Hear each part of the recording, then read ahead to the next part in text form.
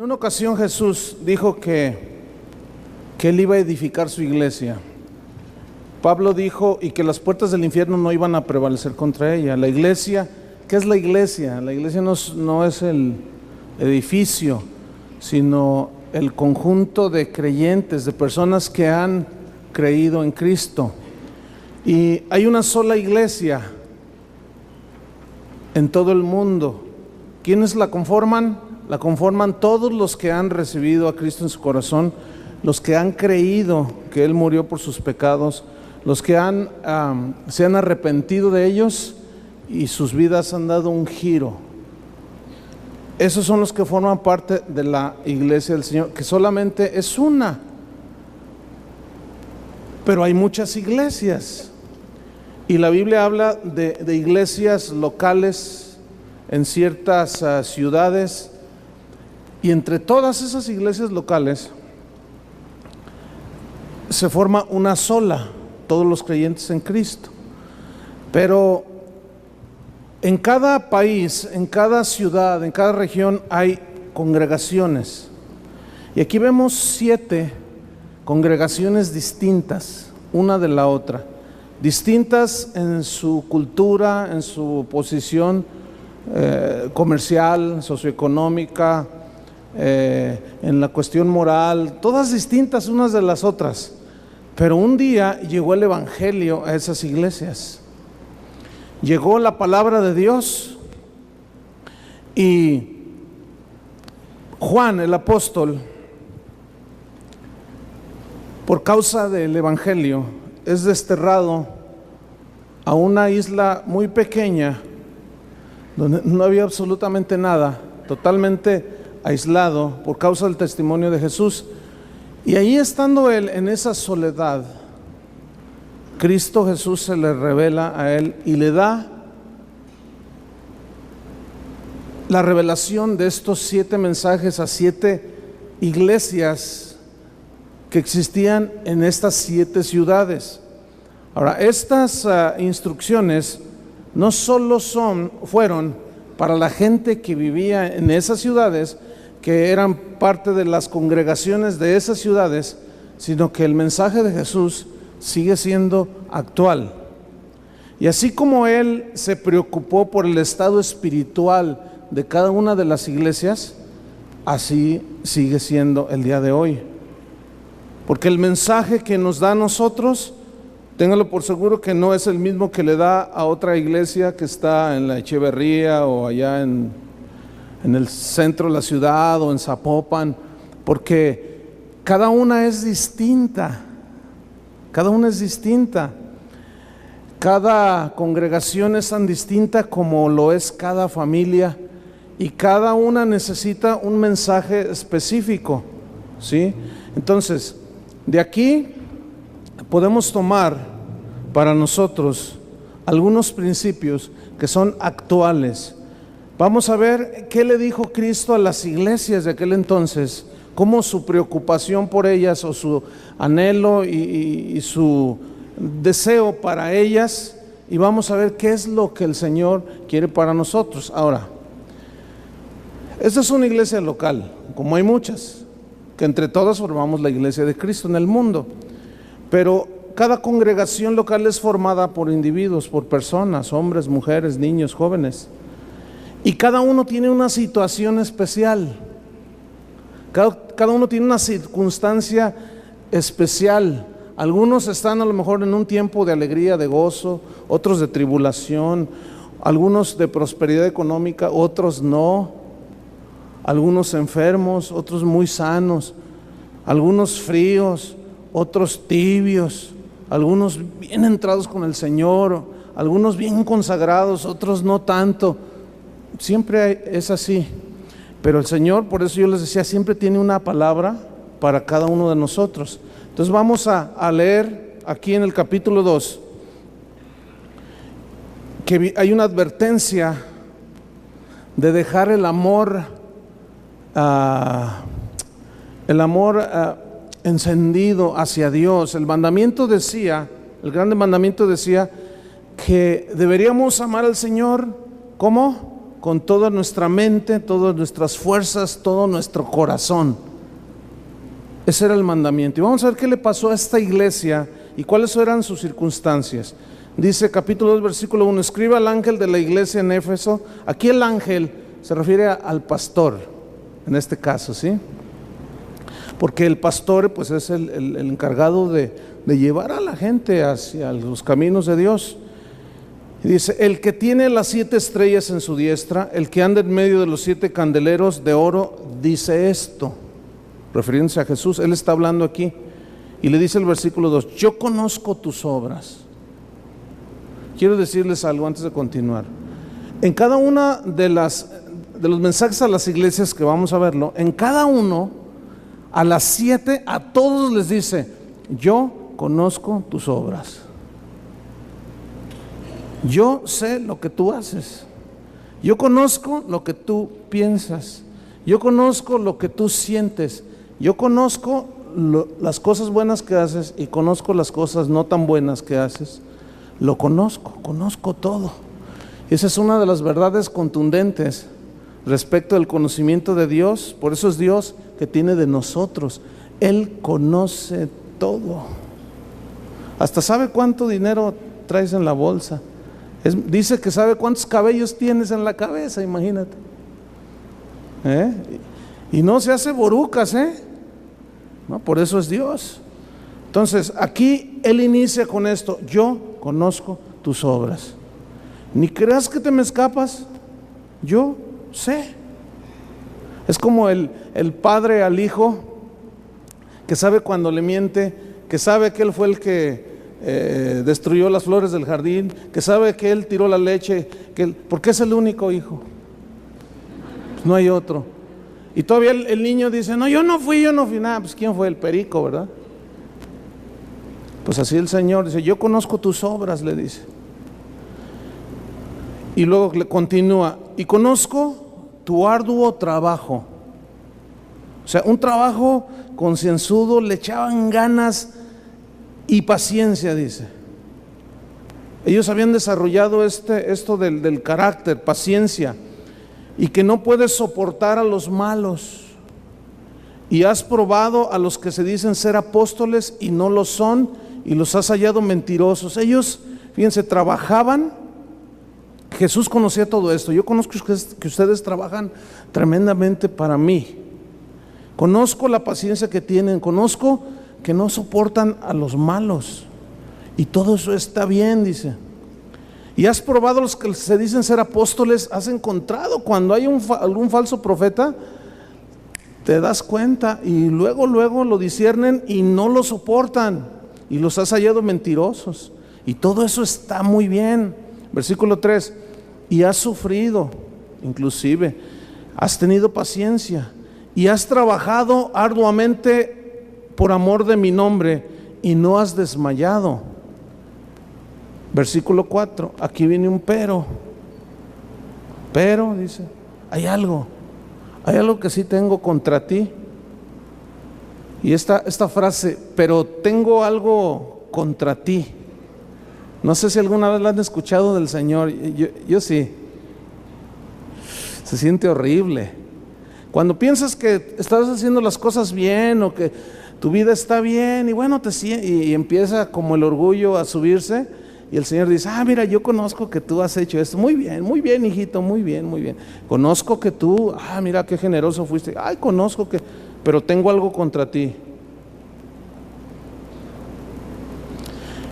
Y yo creo que no podemos esconder nada delante de Dios.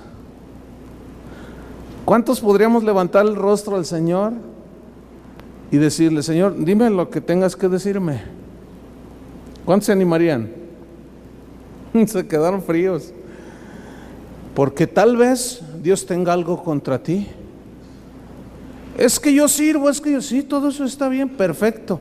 Pero en el caso de los efesios, Jesús les dice: pero tengo algo contra ti. ¿Qué era lo que él tenía? Has dejado tu primer amor. Les voy a poner un ejemplo para ilustrar qué fue lo que sucedió. Es como el padre de familia, es típico esto. El padre de familia que se va desde las 6 de la mañana a trabajar a su casa, y se sale de su casa a trabajar, regresa hasta las 11 de la noche, trabaja 16 horas al día y les da todo lo que necesitan. Ese todo se reduce a casa, comida, vestido y algunos lujos por allí y algunas situaciones nada más, cosas económicas. Pero ¿será todo eso lo que necesita la familia? ¿No necesitará también el amor del padre a los hijos? ¿No necesitará la familia que el padre esté presente ahí? Se casaron con el trabajo y eso está bien, trabajar. Y luego ni siquiera se va y deja a los hijos dormidos, regresa, están los hijos dormidos, se levanta, están los hijos dormidos, se va a trabajar, regresa, los hijos dormidos, pero todo eso lo hace por amor a ellos. Y todo eso está bien, trabajar para darle a nuestros hijos lo que ellos necesitan. Pero ¿y el amor? El amor no consiste en dar solamente de comer, eso es parte. ¿Y qué con ese tiempo que necesita la esposa de platicar contigo, varón? Los hijos de ser instruidos, enseñados, dirigidos por el padre. Y luego la esposa siente como que el marido ya no la quiere y le dice: oye, tú ya no nos quieres, ¿verdad? Y él se enoja y golpea la mesa. ¿Qué no te das cuenta cómo los quiero? Me mato 16 horas trabajando y se te ocurre decir que no los quiero. Si por ustedes me mato. Y se enoja. Pero ellos dicen: no, es que falta algo. No. Así es lo que sucede. Lo que sucedió con los efesios, con el Señor. Andaban para todos lados, hacían campaña, servían, trabajaban arduamente por amor del nombre del Señor, pero no estaban con Él. No sabían estar con Él. Y esto nos puede pasar, fíjense. Nos involucramos en tantas cosas y nos olvidamos del verdadero sentido de nuestra creación, tener comunión con Dios. Perdieron su primer amor, dice. Pues hay algunos que ni siquiera, fíjense, a veces ni el primer amor y no hacen nada. Pero también puede ser que haya alguna instrucción o alguna reprensión, llamada de atención, porque acuérdense que Dios como Padre siempre nos instruye y quiere lo mejor para nosotros. Nada más que, como dijo Chuy hace un rato, no, pues a algunos les va a doler, sí, pero ¿qué vamos a hacer? ¿Vamos a echarnos para atrás nada más porque nos duele? No. Entonces dice: has dejado tu primer amor.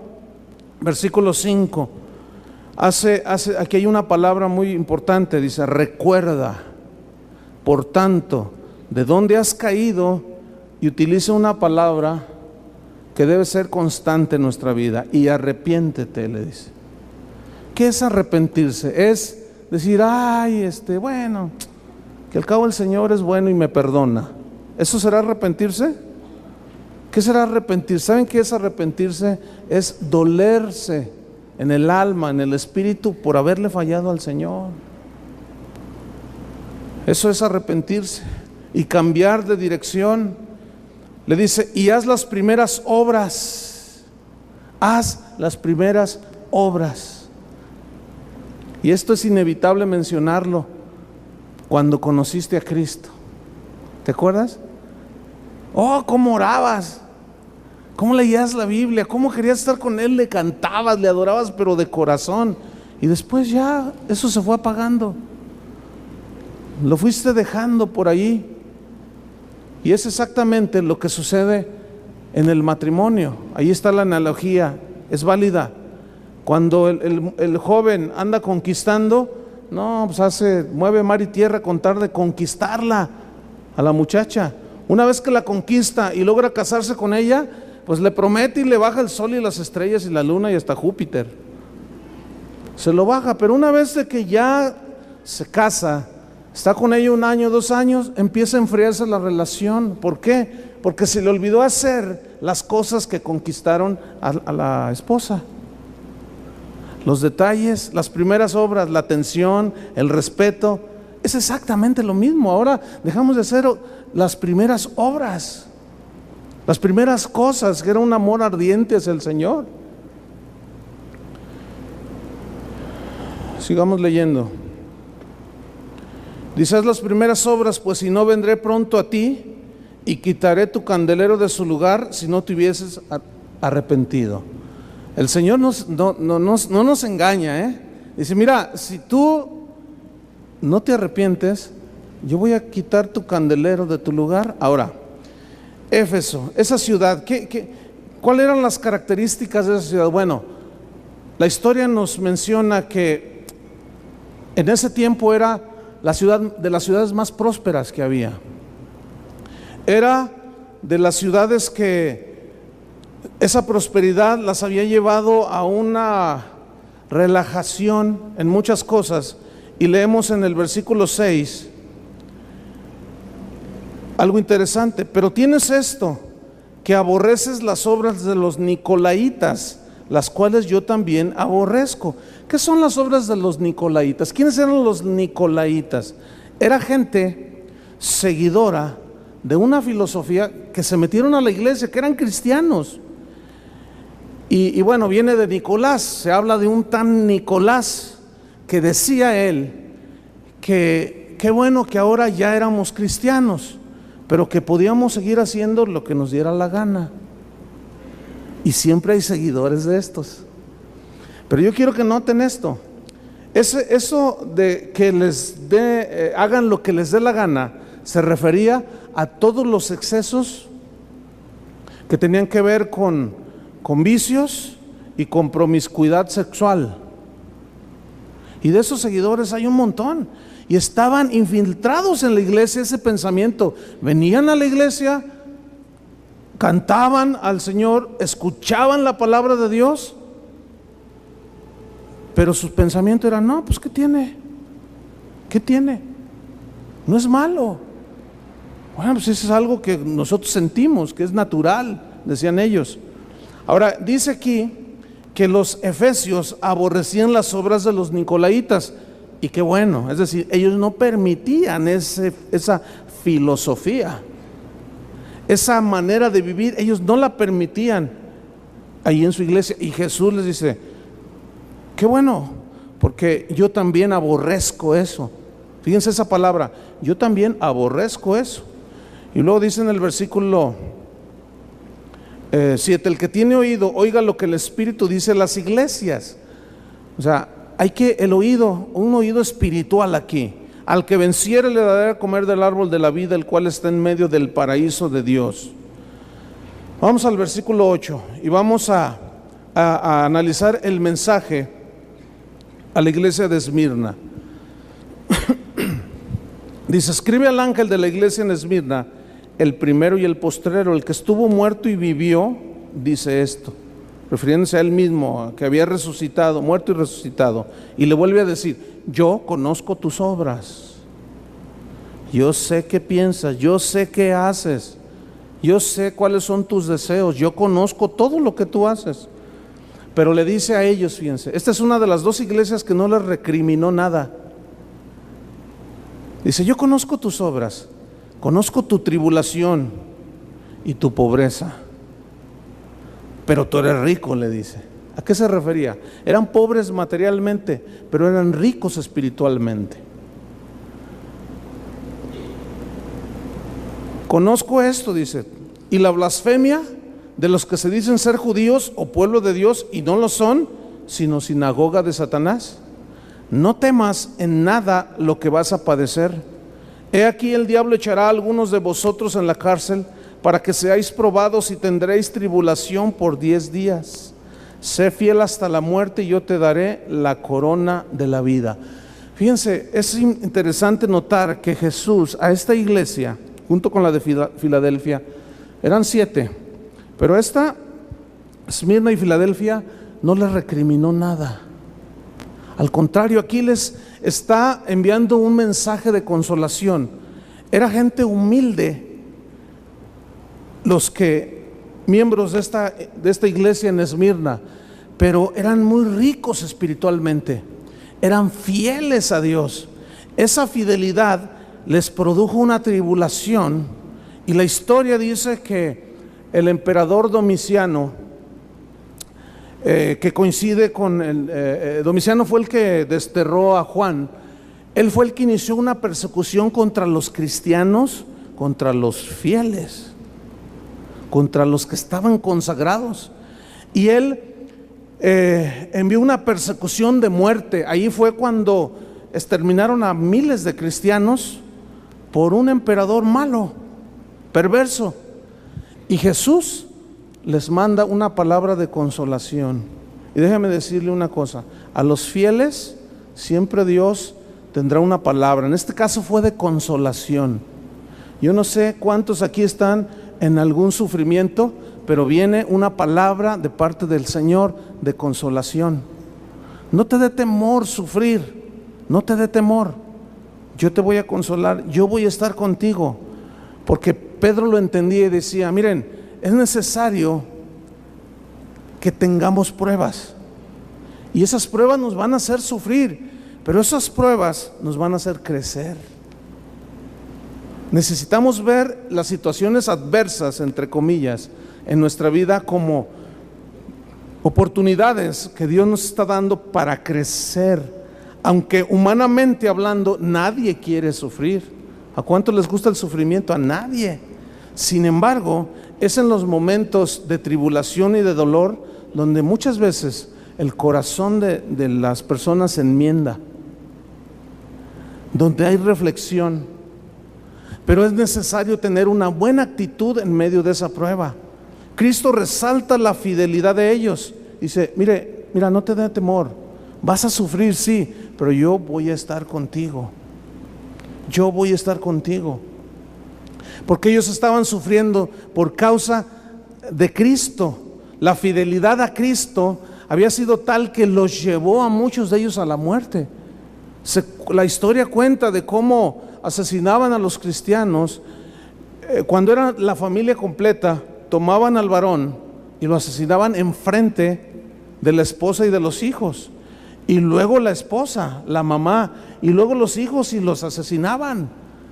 Les trataban de obligar a que negaran a Cristo, y ellos decían no, porque en ese entonces los emperadores se hacían pasar como Dios, hacían imágenes y se proclamaban de que todos los del imperio romano debían de adorar al emperador, y ellos no se doblaban ante el emperador, y eso los llevó a la muerte. El cristianismo de hoy, como decíamos alguna vez, es tan light, es tan ligero, que hoy cualquiera se dobla ante cualquier cosa. Ah, no, ya no. Ay, no, si esto es ser cristiano, no, me iba mejor cuando no era cristiano. Cosas así, que tú dices: ay, pues que yo cuando pasa esto, trato de analizarme a mí. Bueno, ¿qué les estoy enseñando? Les estoy enseñando un cristianismo muy light, así muy ligero, muy que no va a pasar nada, no les nutre nada, no pasa nada.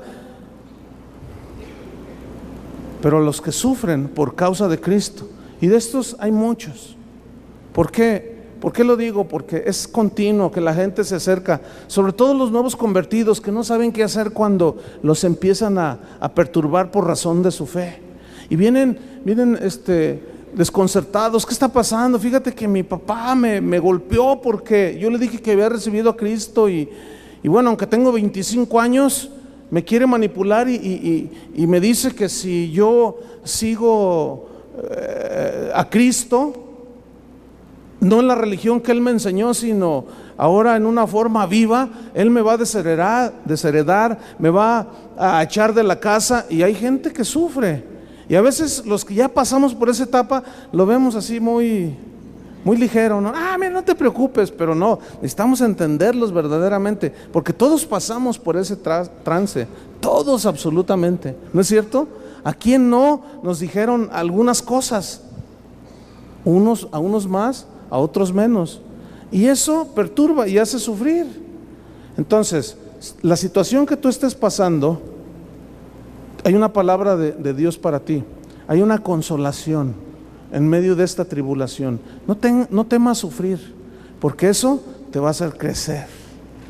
Amén.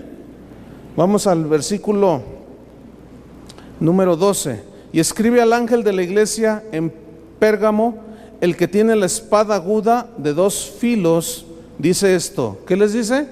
Yo conozco tus obras y dónde moras, donde está el trono de Satanás. Oh, eso sí está. Dice, yo sé que moras.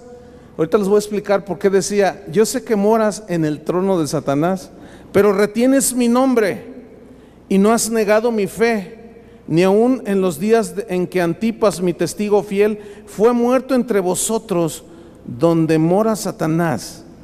Miren, Pérgamo era una ciudad próspera que competía con Alejandría en Egipto, porque los pergamistas inventaron el pergamino. Entonces había una competencia de tecnología, ¿sí? Y bueno, era una ciudad rica, pero también era una ciudad muy perversa. Los descubrimientos arqueológicos confirman que ellos encontraron una estatua del emperador Domiciano 10 veces el tamaño promedio de un hombre. Estamos hablando como de unos, que si una persona mide en promedio unos 70, 10 veces, 17 metros. Imagínense una estatua del emperador diciendo, yo soy Dios. Tenía una inscripción. Había un templo dedicado al culto del emperador. Y esto habla de cómo el humanismo, la exaltación del yo, estaba tan impregnada esa ciudad de Pérgamo, que se llegó a la adoración. Y déjenme decirles, en la sociedad actual en la que vivimos hay mucho de esto. Tal vez no se hacen imágenes de ese tamaño, pero de ese tamaño o más grande se levantan las personas a la categoría de ídolos, y hasta se les dice ídolos. Por ejemplo, un futbolista, un deportista, un artista. El artista puede casarse 20 veces, tener hijos como Juan Charrasqueado por donde quiera, pero seguir siendo un ídolo. La gente seguir adorándolos. Hay una exaltación eso se llama hedonismo, a la personalidad, al nada más querer yo los placeres meramente humanos. Así estaba la iglesia en Pérgamo. También ahí en Pérgamo había un templo dedicado al dios Esculapio, que era el dios sanador. Este lo representaban por medio de una serpiente. Y todavía, si tú te vas a la escuela de medicina, así lo tienen. Los anillos de graduación de los médicos tienen una serpiente ahí, es Esculapio, que es el dios de la medicina. Había este templo donde adoraban este dios pagano, donde se le llevaban ofrendas. Pero allí en esos templos, junto con el del emperador, había otro templo dedicado a Júpiter. Y ahí ya se ve cómo desde la antigüedad, y de esto se agarran los astrólogos para decir, esto es muy antiguo, sí es muy antiguo, pero eso no significa que era del agrado de Dios. Un templo dedicado a Júpiter,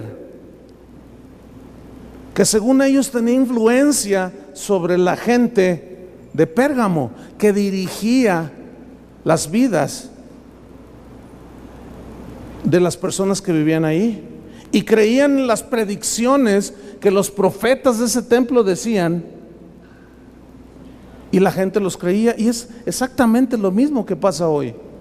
Gente que cree en los horóscopos. El otro día mi hija ayer me dice, oye papá, ¿qué es eso de horóscopo?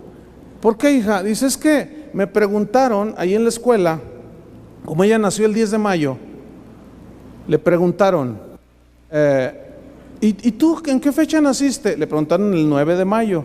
Dice, yo nací el 10 de mayo. Ah, el Día de las Madres. Dice, sí, yo nací. Ah, y le dice una niña, entonces tú eres, y le da su signo zodiacal, ¿no? Y dice, ¿qué es eso? Le dice mi hija, ¿cómo? ¿A poco no sabes? Dice, mira, en los periódicos, en la televisión sale cómo los hace, y le empieza a dar una lección de astrología. Y mi hija le dice, ¿a poco tú crees que la luna te guía? ¿A poco tú crees que el sol y las... No, hombre, ¿qué es eso? Le dice. Pero ella me pregunta que qué era el horóscopo. ¿Es tan antiguo eso?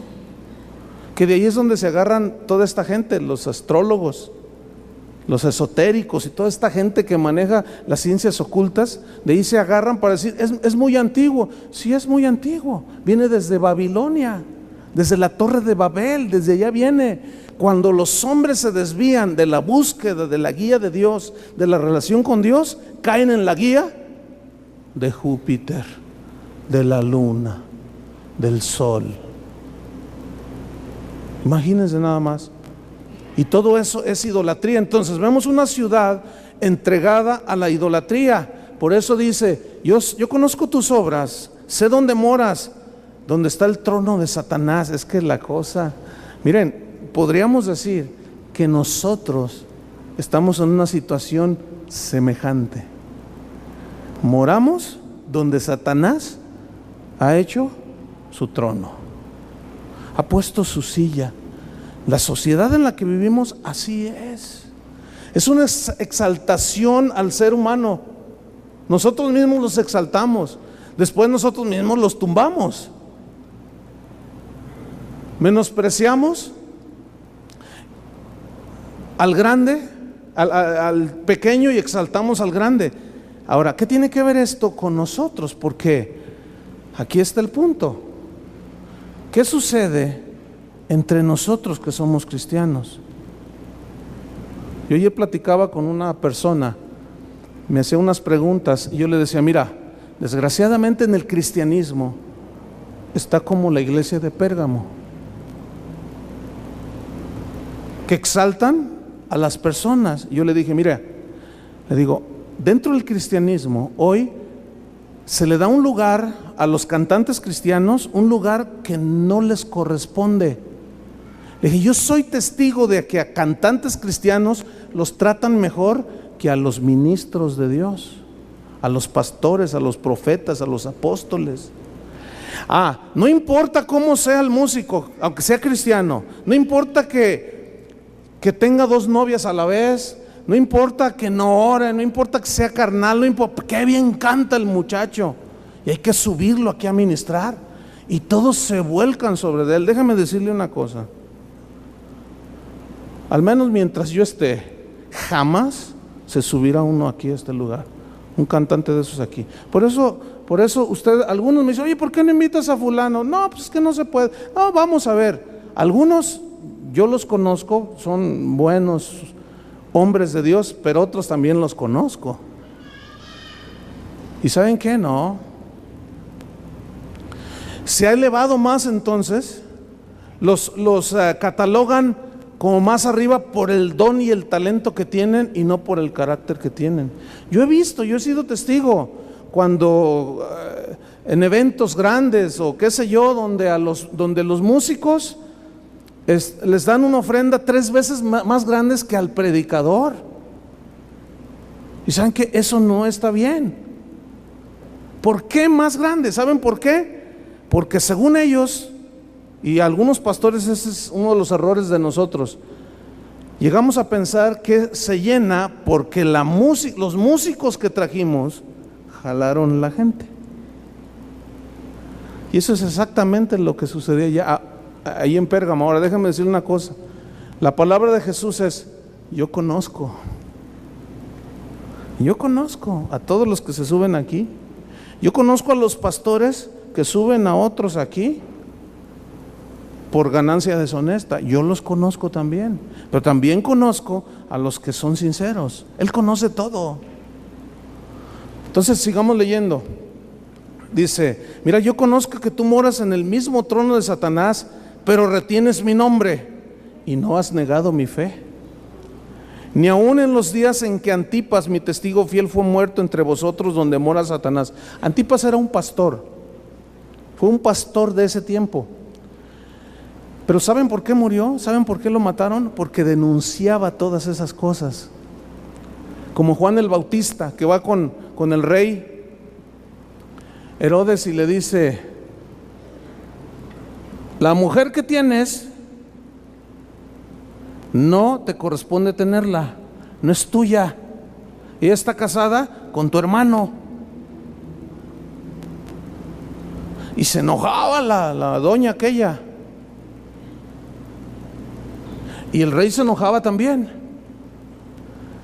Y donde se los encontraba, le decía: no te es lícito tener esa mujer. ¿Saben cómo terminó Juan el Bautista? Le cortó la cabeza. ¿Por qué? Porque denunció el pecado. Déjeme decirle una cosa. Cuando tú eres fiel al Señor, aún muchas veces de entre los mismos hermanos, tal vez no te cortan la cabeza literal, pero sí te descalifican, llamándote falto de amor, porque no estás de acuerdo con esas cosas. ¿Qué está pasando? Pues no, que Dios es amor, no, que quién sabe qué, y no lo entienden. Pero ¿saben una cosa? Cristo sabe perfectamente cualquier actitud del corazón. Y mataron a este pastor. Dice en el versículo 14, dice: bueno, yo sé que ustedes están allí y no han negado mi fe. Versículo 14, pero tengo unas pocas cosas contra ti. A los de Éfeso les dijo: tengo una cosa contra ti. Aquí les dijo: tengo unas pocas cosas contra ti. ¿Qué eran? Que tienes ahí a los que retienen la doctrina de Balaam, que enseñaba a Barac a poner tropiezo ante los hijos de Israel, a comer de cosas sacrificadas a los ídolos y a cometer fornicación. Y noten esto, 15. Y también tienes a los que retienen tienen la doctrina de los nicolaitas, la que yo aborrezco. A ver, ¿cómo está eso? ¿Qué significa esto? Que tengo unas cosas contra ti. Retienes allí a los que tienen la doctrina de Balaam. ¿Cuál era la doctrina de Balaam? ¿Cuál era la doctrina de los nicolaitas? Ya lo había mencionado en el primer segmento. Los nicolaitas era gente cristiana en las iglesias, pero que tenían el pensamiento de que se podía hacer lo que uno quisiera, que había una promiscuidad. Oye, fíjate, pues llegaba un hombre, se convertía y luego: oye, fíjate que pues está bien, Cristo ya está en mi corazón, pero oye, ¿qué onda? Mira, yo soy homosexual. ¿Y qué onda aquí con Cristo aquí? No, mira, pues así naciste. Pues así, no, Cristo no lo ve mal.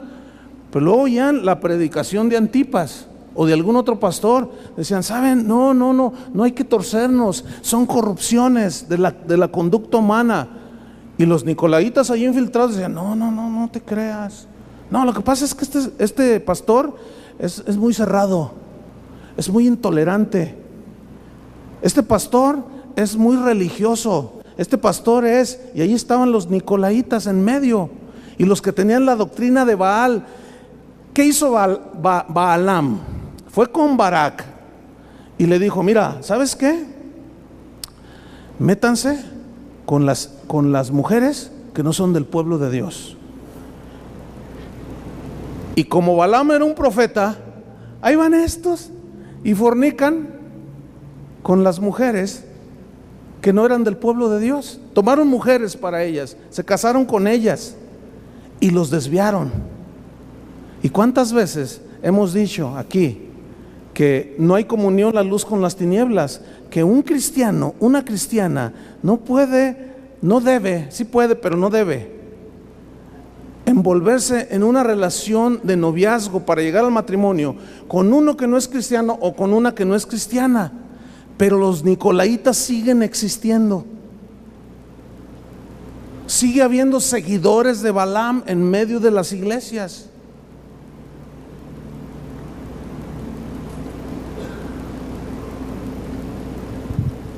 No, mira, Nomás échale un ojo a los hermanitos de aquí, a los chavos de aquí. No dan una a los pobres. No, están mejor los de afuera. Los nicolaitas, cuya doctrina era, ¿sabes qué? Mira, puedes hacer lo que quieras. Hemos dicho aquí varias veces, y necesitamos repetirlo, miren, conforme a la palabra de Dios, queremos ser fieles lo más posible a la palabra de Dios. No estamos de acuerdo con el aborto. No estamos de acuerdo con el aborto. No estamos de acuerdo con la homosexualidad, con el lesbianismo, con la fornicación, con el adulterio, con las perversiones sexuales. No estamos de acuerdo con ellas. ¿Por qué? ¿Porque a mí se me ocurrió? ¿O porque Dios dice, no descubras la desnudez de tu hermana, de tu padre? El bestialismo, no os ayuntéis con bestia como con mujer o con varón. Es claro el mensaje, lo hemos dicho muchas veces. Aún así, los seguidores de Balaam y los seguidores de los nicolaitas siguen existiendo en medio de nosotros. Y cuando surge alguna situación en medio de nosotros, mujeres embarazadas, jóvenes que embarazaron, cosas, pecados de ese tipo, y uno toma medidas de acuerdo a la palabra de Dios, se vienen contra uno. ¿Saben qué? Yo tengo determinación. Yo he determinado tratar de ser fiel hasta el final. No me le estoy dando de super santo ni nada por el estilo, no. Simplemente quiere ser un cristiano fiel, un pastor fiel. Seguramente han oído ustedes, porque esto es a nivel mundial, el escándalo que está pasando ahorita en la Iglesia Católica. Tantos sacerdotes violadores, no todos, porque eso también es una aberración decir que todos los sacerdotes son iguales. No, y yo casi aseguro que no faltó el cristiano, miembro de una iglesia cristiana, que se gozó y dijo, no, sí, para que vean, bola de corruptos, sí, todos son así, a ver, y empiezan a contar historias. Acabo yo de tener una plática con unas personas nuevas, un hombre ya de 60 y pico de años, me confesó, muy triste, que a él lo violaba un sacerdote cuando era un niño. Y todos, ¡ay!, se asusta todo el mundo. Y bueno, no es para menos, realmente la situación está tremenda. Infinidad de veces yo he hablado con gente, no, yo estuve en el seminario, pero ¿sabes por qué me salí? No, hombre, el rector allí era homosexual y las quería conmigo, y yo me saqué de onda. Esas son las historias continuas. Una vez, hace muchos años, platiqué con una pareja y querían un consejo. No, pues es que nuestro amor es imposible. Yo les pregunté, ¿pero por qué? Dice, pues dice él, es que yo soy sacerdote. Y venía allí con una novia que él tenía, ¿no? Y le digo, bueno, pues, ¿qué? ¿Amas a Dios? Sí, pero también la amo a ella. Bueno, yo entiendo cómo está ahí la cosa, no los dejan casar a los sacerdotes católicos. Le dije, bueno, pues tienes que decidirte. Dice, es que me siento tan mal cuando doy la hostia. Tengo una novia, y dice, y eso no es permitido. ¿Tienen relaciones sexuales? Pues sí. Y me siento sucio. Bueno, pues cuelga los hábitos y cásate. O, conforme a tu creencia, entrégate totalmente a Cristo. Tardaron un rato, pero se decidió él por los hábitos y sigue ministrando. Pero yo estoy seguro que él tiene muchos problemas, porque es natural querer tener una esposa e hijos, es natural amar a una mujer y una mujer a un hombre, es natural. Y bueno, un escandalazo impresionante, y todo el mundo dice, ay, que no es que, déjenme decirles una cosa, también de eso hay aquí adentro. Hay algunos ya así como que, también hay. Eso no es privativo de ninguna iglesia. Los nicolaitas siguen dentro de las iglesias. Yo supe de un pastor que violó a 2 niñas. Un pastor. Suena feo, ¿verdad? Y hasta yo siento feo así. Pero suena más tranquilo cuando digo un sacerdote violó a 50. Pero un pastor. Gente que en las iglesias tiene amantes. Los nicolaitas siguen dentro de nosotros.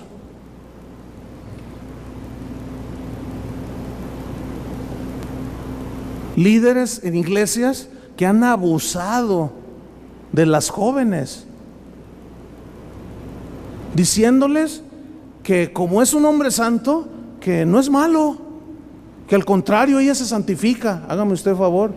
Y la tonta de la muchacha creyéndosela.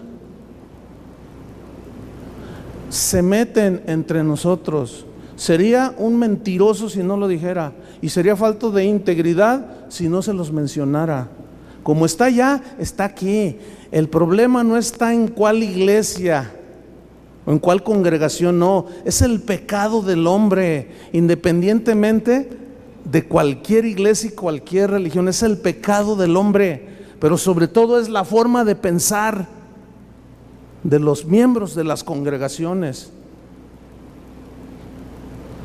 ¿Saben qué estaban diciendo? Yo vi un programa que causó mucha polémica, que cuando los sacerdotes violadores se acercaban a los niños, les decían que eso les iba a ayudar a llegar al cielo, y que quién sabe qué, que porque era un hombre de Dios y un hombre santo debían dejarse tocar los niños por el perverso.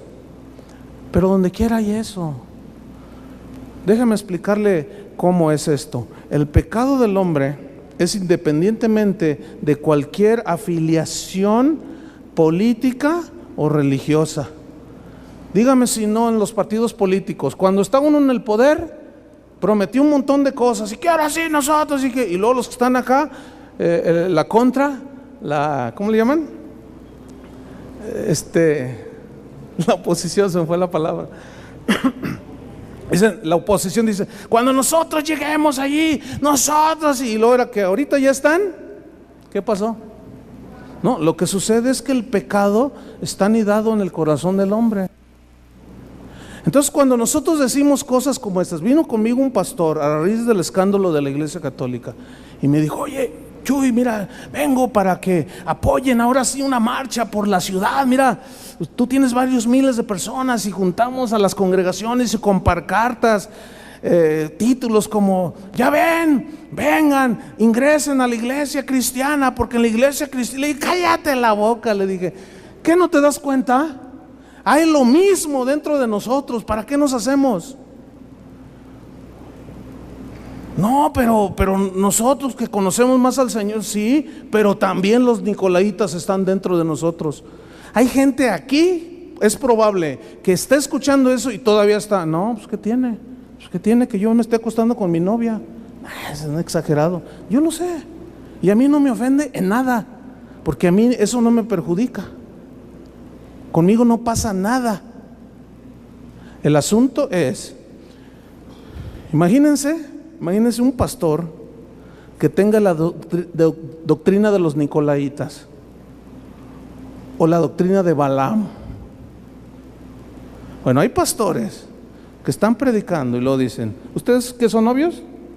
Que dicen así, tú y tú, a ver, una solterita por acá, tú y tú, Dios me está mostrando que deben de casarse, y tú brincas, pues claro, ¿verdad? Pues es tu novio, y brincan así, ¿verdad? Y dicen, no, pero que sí, además, vengan los dos ahorita, Dios me acaba de mostrar, vamos a orar todos, y la gente se la cree, y los tontos estos se casan. Eso es la doctrina, todas esas desviaciones y perversiones. Oye, pues ¿cómo que tú con aquel y tú con aquel? Fíjese, la iglesia donde yo crecí, no estoy diciendo que era así, pero había algunos de entre la congregación, varios se acercaron con Vicky y conmigo que en ese entonces éramos novios y nos dijeron que Dios les había mostrado que debíamos de terminar nuestra relación de noviazgo. Y yo le dije, ¿tú por qué me estás diciendo eso? Le dije un día a uno de los jóvenes, de los hermanitos ahí que Dios les revelaba. No, es que Dios me reveló. Le dije, oye, espérame, le dije. A mí no me ha dicho nada. ¿A ti te he dicho algo, Vicky? No, a mí tampoco. Entonces, ¿sabes qué? A volar, mano. Yo sí los mandé a volar. No, pero que te vas a arrepentir. Y vean, después de 20 y tantos años, el que se arrepintió fue él. Y luego llegó otro. Y le dije, oye, a ese sí lo miré a la cara. Le dije, oye, ¿no habrás puesto los ojos en ella? Pues no te la dejo, mano. Pues, ¿qué te pasa?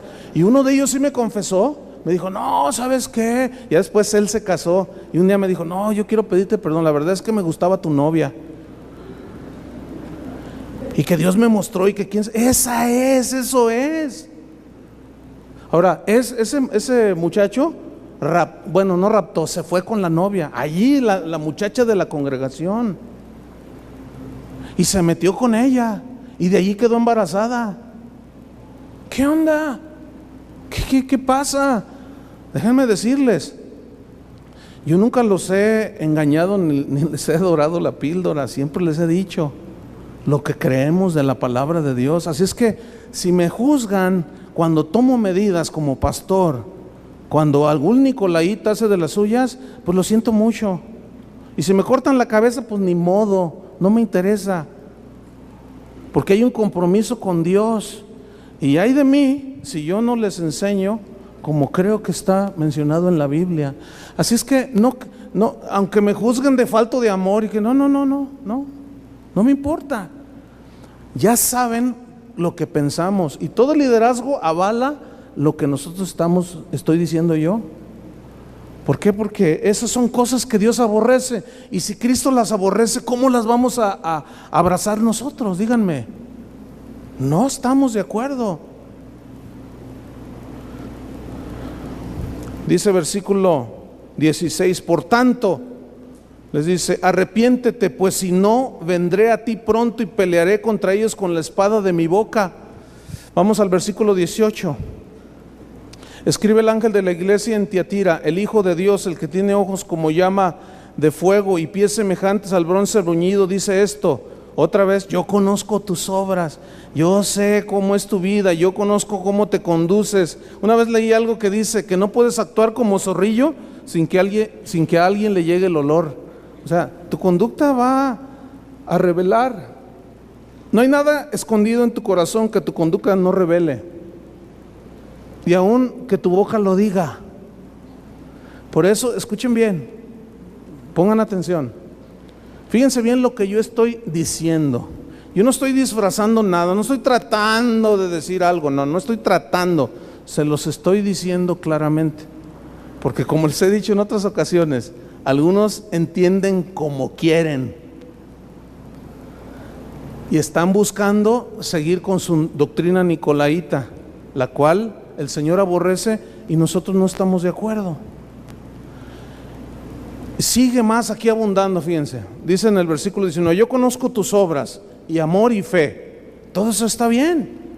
Amor y fe y servicio y tu paciencia, y que tus obras postreras son más que las primeras. O sea, habían crecido, servían más. Pero tengo unas pocas cosas contra ti, que toleras a esa mujer Jezabel. Esa palabra, toleras a esa mujer Jezabel. ¿Quién era Jezabel? Miren, cuando habla, toleras a esa mujer Jezabel, dice la historia de la iglesia que no era, es una referencia a Jezabel, la del Antiguo Testamento, esposa de Acab, que era una mujer malvada, que era una mujer inmoral, que había un templo a la diosa Astaret o Astarot, que en Éfeso era la diosa Diana de los Efesios. En ese templo había mujeres que se ofrecían sexualmente, porque ellos decían que por medio de las relaciones sexuales, ellos alcanzaban mayor espiritualidad con esa diosa, con los ídolos. Entonces dice Jesús: mira, yo conozco tus obras y sé que toleras a esa mujer Jezabel. Se refiere a la actitud, porque la historia de la iglesia dice que es interesante mencionar que no dice la Biblia el nombre de esta mujer, sino la actitud del espíritu de una mujer llamada Jezabel, cuyo fin fue trágico. Pero según dicen algunos historiadores, que era una mujer muy hermosa, de rango social elevado, que cuando vio que el cristianismo se estuvo desarrollando, le llamó la atención el cristianismo a esta mujer. Entró a la iglesia, se hizo miembro de la congregación allí en Tiatira, y como ella tenía contacto con gente de nivel social, cultural y económico alto, que es donde a veces es donde hay más promiscuidad, más perversión, más inmoralidad, ella, a pesar de que estaba en la iglesia, oía los mensajes, oía las predicaciones de los pastores, de los líderes, aún ella incitaba a la gente, no les decía nada, aconsejaba mal respecto a la inmoralidad sexual. Y otra vez aquí lo toma, dice: toleras a esa mujer Jezabel, que se dice profetiza, fíjense, enseñe, versículo 20, y seduzca a mis siervos a fornicar. Enseñe y seduzca. Se siguen metiendo ese espíritu jezabelino, sigue habiendo, seguido lo detectamos. Están sentados entre ustedes gente con una mentalidad así, que se han dejado seducir, y no solamente, sino que ellos mismos hacen las cosas y enseñan aún a los demás. El pecado y el problema de los líderes de esa iglesia es que ellos no hacían absolutamente nada. Ustedes han crecido en amor, en fe, sus obras postreras son más que las primeras, pero tengo algunas cosas contra ustedes: toleran. Fíjense esa palabra, toleran. No hacen nada, no dicen nada. Están viendo el espíritu de Jezabel entre la congregación y no hace nada, no dice nada. Ven homosexuales y practicantes, ven lesbianas practicantes, ven fornicarios practicantes, jovencitas que quedan embarazadas practicantes, que están fornicando, hombres casados que están al altar, los ven ahí y no hacen nada.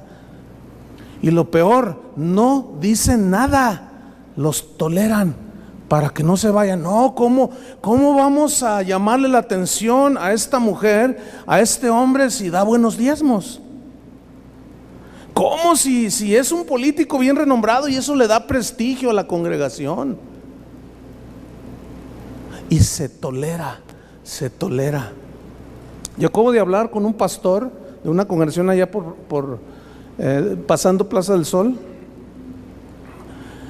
Acabo de hablar porque me enteré de que uno de sus miembros tuvo tratos con una persona cristiana también, y yo me enteré y yo le dije al pastor, pero resulta que no solo era esa persona, sino había otra persona que decía, yo le dije a este pastor que es amigo mío, fíjate, él dice que tú les enseñas, lo cual yo lo conozco a él, que tú les enseñas que pueden fumar, que se pueden emborrachar, que pueden ver mujeres, que pueden ver pornografía. Y él se me quedó viendo así y le decía, mira, yo sé que no es cierto porque te conozco. Él fue maestro mío en la escuela bíblica y sé que es un hombre bien derecho y sé que es muy recto con el Señor y que no tolera esas cosas. Le dije, mira, esta persona anda diciendo que tú les enseñaste eso. Le dije, déjame decirte algo, yo te conozco, yo estoy totalmente seguro que tú jamás les enseñaste algo así. Y me dice, no, por supuesto que no, dime quién es. Y le dije quién es. ¿Y saben qué? Saliendo de allí estuve tomando un café. Dice, ahorita yo lo voy a ir a buscar, porque yo no tolero eso. Yo no tolero eso. Y ahorita, bueno, eso fue, yo estuve el viernes en la noche con él tomando un café. Ayer sábado, ya ese que dice, no, es que el pastor nos enseña. No. Ahora, hay algunos que puede que sí. Pero el Señor dice, tengo algo contra ti que toleras. ¿Y saben una cosa? Nosotros no toleramos. Oigan, si no se les perdonó a estos, ¿ustedes creen que nos la va a perdonar a nosotros? No. Dice, tengo algo que toleras, dice esa mujer, que seduzca, que enseña a fornicar. Versículo 21, noten esto. Y le he dado tiempo para que se arrepienta, pero no quiere arrepentirse de su fornicación. Le he hablado una y otra vez y le he dado tiempo y no se ha arrepentido. Ok, vamos a ver, versículo 22.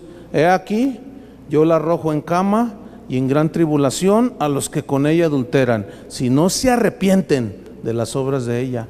A sus hijos heriré de muerte, y todas las iglesias sabrán que yo soy el que escudriña la mente y el corazón, y os daré a cada uno según vuestras obras. ¿Qué tal? ¿Dios es amor? Sí, pero no se confundan, hermanos, no nos confundamos. También es un Dios santo que no tolera la doctrina de los nicolaitas, ni las inmoralidades de Jezabel, ni las perversiones de los filósofos actuales. Jamás. Él es sí en lo que él dice y es no también en lo que él dice que no. Él no se contradice. Entonces no nos engañemos. Hay un castigo, una disciplina. Versículo 24. Pero a vosotros y a los demás que están en Tiatira, a cuantos no tienen esa doctrina y no han conocido lo que ellos llaman las profundidades de Satanás, yo os digo, no os impondré otra carga. No hay más. Pero lo que tenéis, retenerlo hasta que yo venga. Al que venciere y guardare mis obras hasta el fin, yo le daré autoridad sobre las naciones.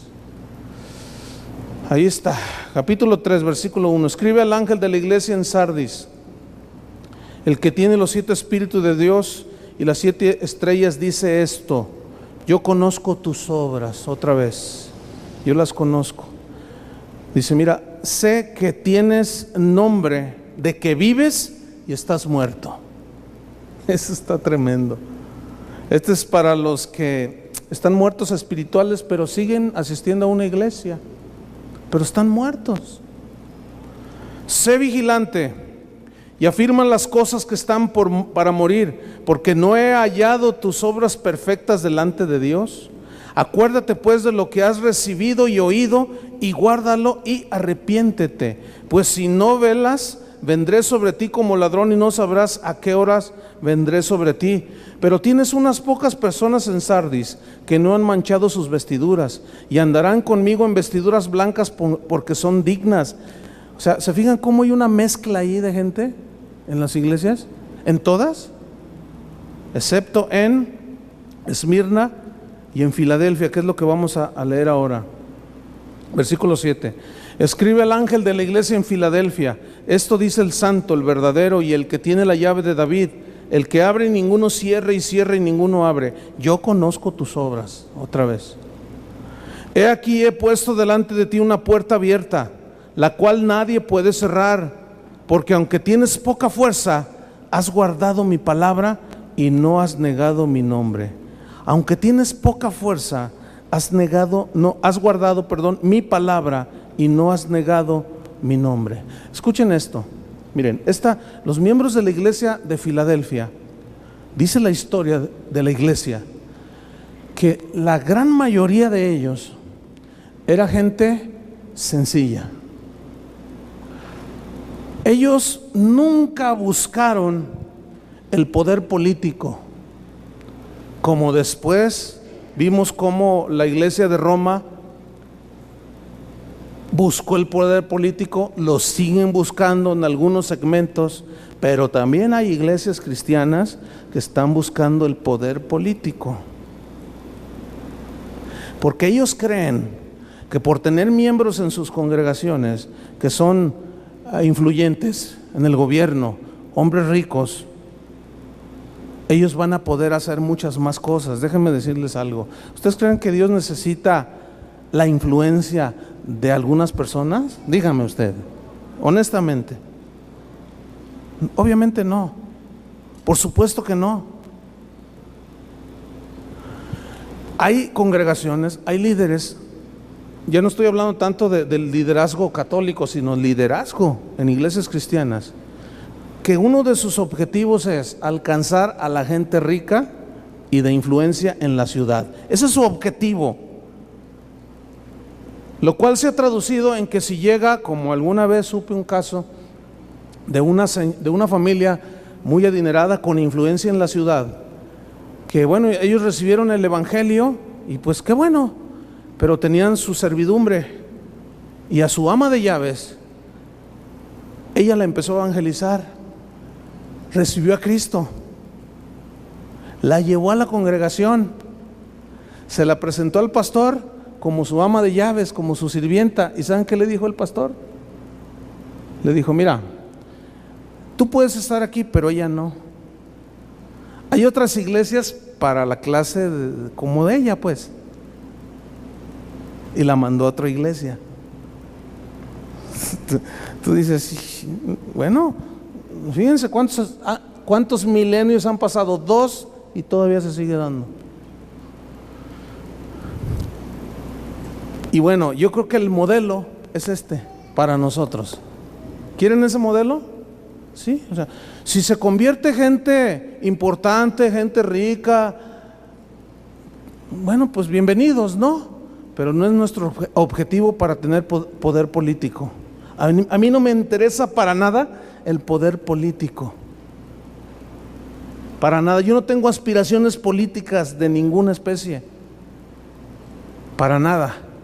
Mi interés es netamente espiritual, independientemente de cualquier situación política. Es más, déjame decirle una cosa. Aquí hay gente del PRI, del PAN, del PT y uno que otro del PRD. Aquí hay gente. Y hay algunos que tienen ciertos cargos públicos. Hay gente importante del gobierno que viene aquí. ¿Cuándo han visto que ay, bienvenido? Con todo el respeto, yo nunca les voy a andar dando pleitesía desde aquí. Así sea el gobernador. Si un día viniera quien sea, de veras, y a lo mejor hay algunos de ustedes que están en puestos así, que salen a veces entre ustedes dicen, oye, que no es el que, sí es, porque, ay, bueno, ¿qué? ¿Cuál es el? Ay, pero es que él sale en la televisión, sí, pero ¿y qué? ¿Eso qué? A nosotros no nos interesa esto. Eso. Se dice de un rey de Inglaterra que entró una vez conté esto. Él se caracterizaba por su devoción a Cristo.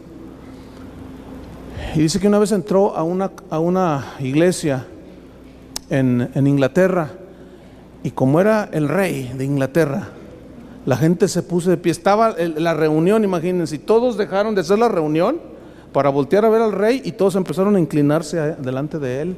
Entonces él gritó y paró todo y dijo: ¿saben qué? Yo mismo vine a inclinarme ante el rey y ustedes se inclinan ante una criatura humana, por favor. Y los puso en su lugar. ¿Saben qué? Aquí todos son iguales, todos son bienvenidos, sean pobres, sean ricos, sean cultos o no tanto, tengan poder político o sean políticos o no, sean profesionistas o no. A todos son bienvenidos. Tienen el mismo valor para Cristo, tienen el mismo valor para mí. No hay ni más ni menos porque alguno, quién sabe qué tantas cosas. No, qué bueno, eso háganlo. Pero eso no será de distinción entre nosotros. Una de las razones por las cuales no damos sobres donde pongan su nombre para que pongan los diezmos, ¿han notado eso? Sobre todo los que vienen de iglesias donde sí lo hacen. Que está bien, no digo que esté mal, pero ¿saben por qué no lo hago? Para que nuestros corazones no se desvíen. Porque hay gente que da. Y si los administradores o los que cuentan las ofrendas ven allí, ay, fulano, ay, hermano, gloria a Dios, y quién sabe qué, y quién sabe qué tanto, ay, usted. Y luego al rato anda con un amante y no se le dice nada y se le tolera. ¿Y saben qué? No, así, miren, yo no sé lo que da nadie. Así es que mi corazón, yo los veo igual. Si das mucho, das poco, pues gloria a Dios, pues el Señor conoce tus obras, Él sabe lo que tú das. ¿Qué tengo yo que saberlo? ¿Verdad? Entonces, terminamos de leer. Yo creo que ese es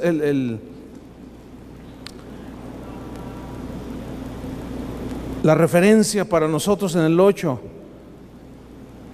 ¿Tienes poca fuerza? Y se refiere porque a eso que les decía del poder político. ¿Has guardado mi palabra? Ese es otro elemento. Has guardado mi palabra y no has negado mi nombre. Has guardado mi palabra. Miren, a mí no me interesa, aunque esto choca con algunos, a mí no me interesa tener un montón de gente, de teólogos. A mí me gusta tener, y ese ha sido mi esfuerzo y mi visión, de tener gente que tiene una relación con Dios. Yo no quiero hacer una de fabricantes yo no quiero que esta sea una fábrica de teólogos y de sabiondos de la Biblia, que saben mucho, pero no conocen a Dios. Por eso ustedes habrán notado que mis mensajes son muy sencillos. Algunos, fíjense qué cosas, ¿no? Y está bien, yo siempre los he respetado, pero una vez vino uno y me dice, yo ya me voy a otra iglesia, porque aquí no hay alimento. Dice, no, pues está bien, le digo, pues tú tienes derecho a irte a donde tú gustes, ¿no? Me voy a ir a una iglesia donde sí nos alimentan. Y yo dije, bueno, pues ojalá y a ver si así creces, ¿verdad? Porque pues, no te alimentamos, te has quedado enano, ¿verdad? Te has quedado desnutrido espiritualmente. Lo que pasa es que andan en búsqueda de enseñanzas extrañas, de doctrinas sublimes. Yo conocí a un hombre que se jactaba de ser un tremendo teólogo y hasta nos avergonzaba a muchos. Ahora déjame decirle una cosa, yo no soy ningún improvisado, yo tengo una licenciatura en teología. Yo les puedo enseñar y dejarlos con los ojos cuadrados. Pero no es mi visión, no es mi visión. Yo quiero, porque yo no puedo hablar de eso si no tengo una base teológica, ¿no? Pero no es nuestra visión enseñar la teología. Y este hombre humillaba a medio mundo. Un día a Memo, nuestro misionero en los Estados Unidos, lo humilló bien feo, este hombre. Bueno, pues ese hombre, teólogo y con una sabiduría, cayó en adulterio. ¿De qué le sirvió su teología? Díganme. No estoy diciendo que hay que ser unos ignorantes, no.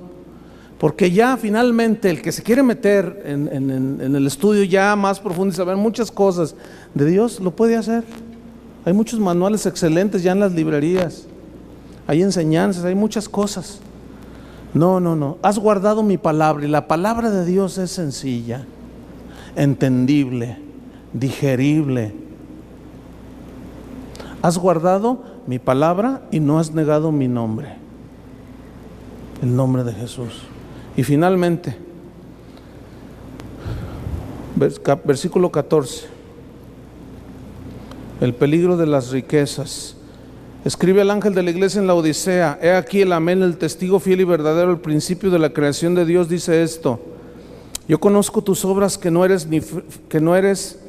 eres frío ni caliente. Ojalá fueses frío o caliente. Pero por cuanto eres tibio y no frío ni caliente, te vomitaré de mi boca. Porque tú dices, o sea, cristianos, tú dices, yo soy rico y me he enriquecido, de ninguna cosa tengo necesidad, y no sabes que tú eres un desventurado, miserable, pobre, ciego y desnudo. Es muy interesante ver que esto se los dice a los ricos de las iglesias que confiaban más en sus riquezas que en Dios. Y es muy interesante ver que le antecede la iglesia de Filadelfia, gente sencilla pero fiel. Pero fíjense cómo Jesús los recriminó. Así es que tú no tienes necesidad de nada. Tú dices no. Por eso los llevaba una tibieza en su relación con Dios. No, pues no necesito nada. Nada, además para... No. Dice, mira, por cuanto no eres ni frío ni caliente, te vomitaré de mi boca. Dice, porque tú dices, yo soy rico, me he enriquecido, no tengo necesidad de nada. Y no sabes, ese es el asunto, que tú eres un desventurado. Le dijo, está pesado, ¿no? A veces dicen, ay, el pastor a veces dice cosas bien fuertes. No. Vean esto. ¿Cuándo les he dicho yo, desventurados, miserables? ¿Cuándo les he dicho? Nunca les he dicho yo una cosa así. Entonces no se quejen. No digan, ay, el pastor a veces dice cosas, quién sabe qué. Pero yo te digo que tú eres un desventurado, miserable, pobre, ciego y desnudo.